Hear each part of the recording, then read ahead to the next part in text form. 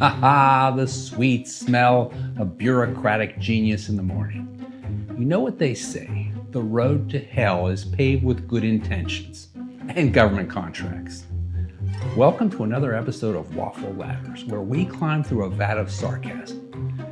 Today, we're counting down the top 10 times the government solved the problem by making it spectacularly worse.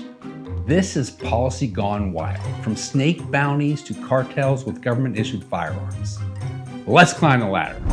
Number 10, the Great Sparrow Campaign, China, 1958. Picture this masterpiece of ecological planning. Chairman Mao decides sparrows are eating all of China's precious grain. The solution?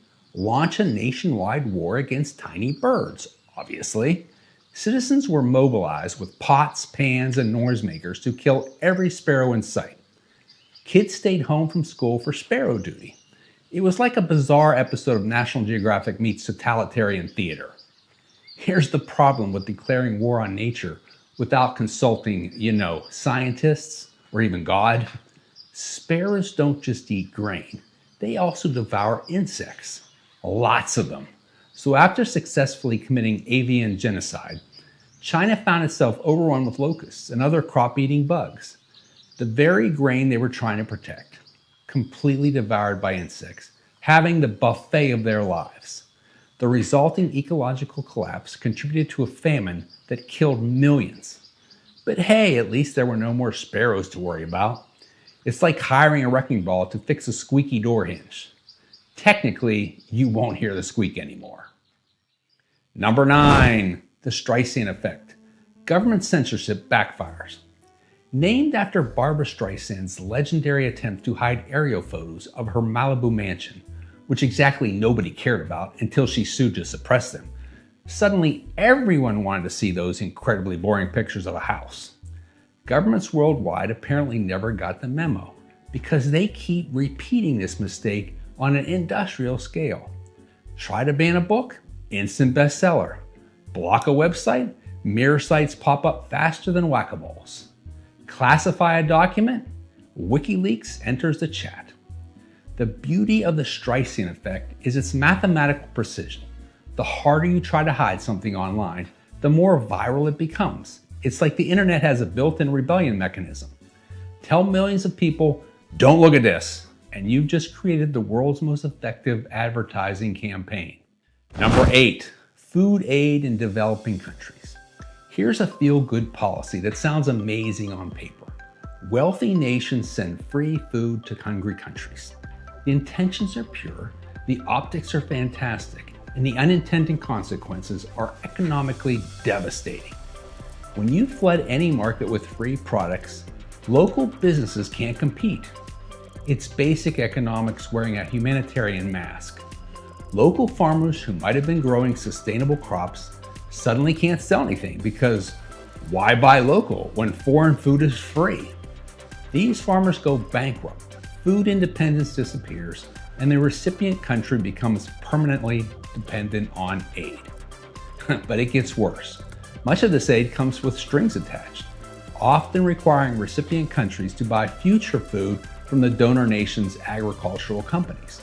It's like giving someone a free sample that destroys their ability to make their own product, then charging them premium prices forever. We're essentially creating a business model out of charity where the help ensures permanent customers. Perhaps that's the plan. Number 7, the Cobra effect. Colonial India's snake bounty.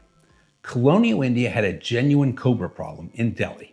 The British administrators, applying their trademark confidence in simple solutions to complex problems, instituted a bounty system. Bring us dead cobras, we'll pay you cash. Brilliant market-based incentive, right? Well, it worked. Dead cobras started pouring in, and the administrators congratulated themselves on effective policymaking until someone noticed that enterprising locals had started breeding cobras, specifically for the bounty money. We're talking full-scale cobra farming operations, like underground reptile startups with business plans and everything. When the British discovered these snake farms, They did what bureaucrats do best. They canceled the program immediately. But here's where it gets truly beautiful. All those Cobra farmers now had inventory they couldn't sell. So they released their farm Cobras into the wild. Delhi ended up with more Cobras than when the program started. The city went from having a snake problem to being Snake City. Here, What's this? you owe me $40. What are you talking about? The bounty. These are rubber. Hey, I read the fine print. Those count. No, sit down. Number 6, airport security. TSA, airport safety. After 9/11, America decided airports needed to look really, really secure. Not actually be secure, mind you. Just look the part. Enter the Transportation Security Administration, bringing you billion-dollar security theater where the performance matters more than the results. One shoe bomber attempt and suddenly everyone's grandmother has to remove her orthopedic shoes. One liquid explosive plot and we can't bring a normal-sized shampoo bottle on planes. Meanwhile, in actual security tests, TSA agents miss weapons and explosives about 95% of the time. 95%.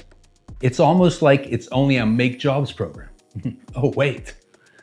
Fun fact, TSA actually stands for thousands standing around.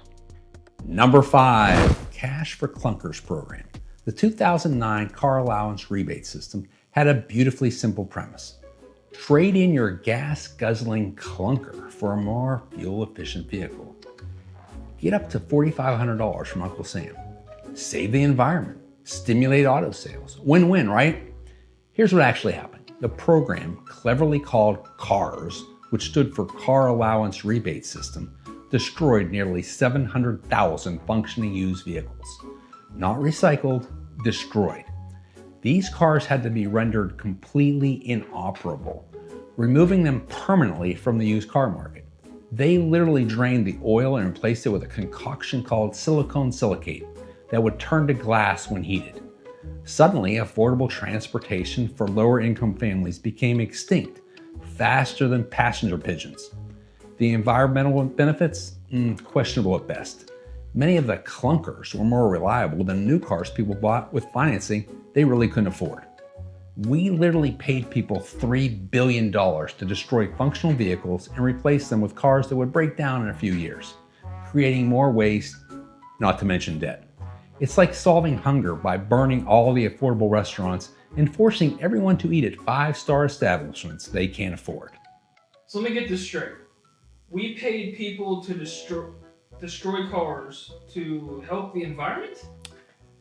Exactly, buddy. We turned functional transportation into scrap metal and called it green policy. It's like fighting obesity by blowing up all the gyms. Number 4, Operation Fast and Furious, the gun walking fiasco. Here's peak government logic crystallized into one spectacularly misguided operation. Let's stop Mexican drug cartels by getting American guns by intentionally giving them American guns. Makes sense, right? Operation Fast and Furious, running from 2009 to 2011, involved federal agents deliberately allowing firearms to walk across the Mexican border. The theory was that they track these weapons to high-level cartel leaders and make massive arrests. The reality, they lost track of about 2,000 firearms. These guns didn't come with GPS chips, and cartel leaders didn't exactly send thank you notes with their addresses. Some of these walked weapons later turned up at crime scenes, including the murder of U.S. Border Patrol agent Brian Terry. The program armed the very criminals it was supposed to catch, then failed to catch them. It's like trying to solve a bank robbery by handing out crowbars and ski masks while saying, "Don't worry, we'll follow up later." Spoiler alert, the follow-up was not very successful. Number 3, rent control, the affordable housing killer. Rent control sounds compassionate and logical. If rent is too expensive, just make it illegal to charge high rent. Problem solved, except landlords aren't government agencies. They're not required to operate at a loss for greater good. When you cap rental prices below market rates, several predictable things happen. First, landlords stopped maintaining properties because they can't afford repairs on artificially low income. Second, new rental construction stops because why build apartments you can't profit from? And finally, existing landlords convert rentals to condos or sell to developers. The result? Cities with rent control have fewer rental units, longer waiting lists, and black market rental prices that make the original high rents look reasonable. San Francisco has some of America's strictest rent control, but also some of the highest actual rents. Because the available units are rarer than unicorns. It's economic policy equivalent to trying to make food cheaper by telling restaurants they can only charge $1 per meal. Sure, meals are cheaper until all the restaurants close and you're left eating vending machine sandwiches. Number 2, Prohibition, the crime launchpad. The 18th Amendment, passed in 1920, decided that alcohol was the root of America's social problems. The solution? Ban it completely nationwide. What could possibly go wrong with making a popular recreational activity illegal overnight? Well, apparently everything. Prohibition instantly transformed casual drinkers into rebels, neighborhood bars into speakeasies, and small-time bootleggers into organized crime syndicates. The government essentially created a massive black market and then acted surprised when criminals filled the void. Violence skyrocketed as gangs fought for territory. Corruption exploded as cops and politicians got paid to look the other way. People drank more dangerous homemade alcohol that caused blindness and sometimes death. Al Capone went from a small-time thug to criminal empire CEO, all thanks to government-created market opportunities. The most beautiful irony, alcohol consumption actually increased during Prohibition. Making something forbidden apparently makes it more appealing. Who knew? It took 13 years and thousands of deaths for America to admit this experiment in social engineering was a complete disaster. What's this? So Prohibition was basically like a crime startup accelerator program? Exactly. That's what it was, Tanner. The government accidentally created the most successful criminalist business incubator in American history. Cheers to government bureaucracy and genius. Number 1, the 1970s price controls and gas lines. The crown jewel of economic illiteracy. Nixon's wage and price controls in the early 1970s specifically applied to gasoline. Inflation was rising, so the administration decided to just forbid high prices, right? If inflation is a problem, make inflation illegal. Genius level thinking. Here's what happens when you cap prices below market value. Suppliers stop supplying. Gas stations couldn't make money selling gasoline at these government-mandated prices, so they didn't. The result was gas shortages so epic that they became defining images of the decade. Yes, the price was only 89 cents, but there wasn't any to be bought, so Americans literally had to camp out in gas lines that stretched for miles. People brought lawn chairs, sleeping bags, and acoustic guitars for multi-hour waits. Fights broke out over line cutting. Cars overheated while idling. Some gas stations implemented odd even rationing based on license plates, turning fuel purchases into a lottery system. The government solved the high gas prices by creating a situation where you couldn't buy gas at any price. This economic misstep serves as a stark reminder that market forces, when ignored, can lead to widespread disruption and frustration. The long lines and rationing became a symbol of policy that, despite its good intentions, fundamentally misunderstood the dynamics of supply and demand, leaving citizens without essential resources. And there you have it, your complete guided tour through the Hall of Fame of government solutions that made everything spectacularly worse. The common thread, well-intentioned policies that ignored basic human behavior, market forces, and the law of unintended consequences. The beautiful irony is that governments keep recycling these same failed approaches. Price controls fail. Try more price controls. The real tragedy isn't just a waste of money, though billions were certainly wasted. It's that these policies often hurt the very people they are designed to help.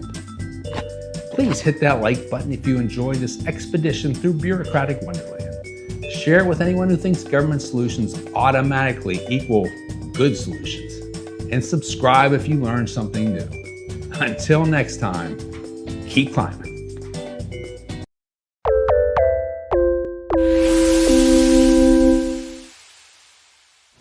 In the morning, I'm making waffles.